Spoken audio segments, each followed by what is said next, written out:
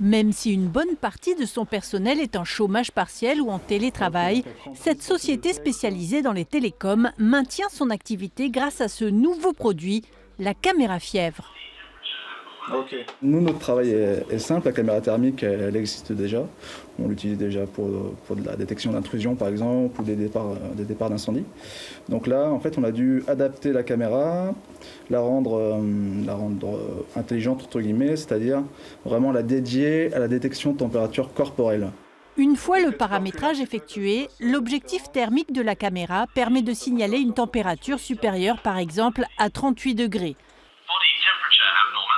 30 personnes peuvent être contrôlées simultanément.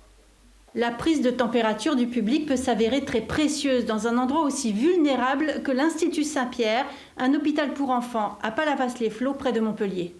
Une quarantaine d'enfants est actuellement en soins à l'Institut Saint-Pierre.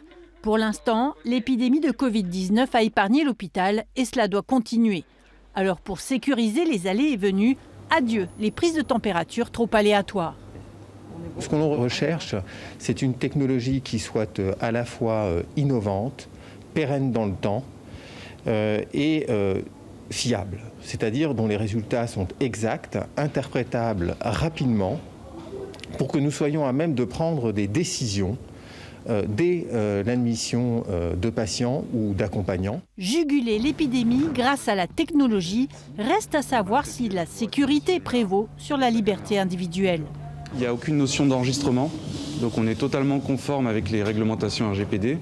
On va simplement avoir un système alternatif à la prise de température par thermomètre, à distance, sans aucune notion d'enregistrement de vie privée ou personnelle. Les aéroports de Paris ont d'ores et déjà décidé d'investir dans des caméras thermiques. En Occitanie, les aéroports de Toulouse et Montpellier n'ont pris en revanche aucune décision en ce sens.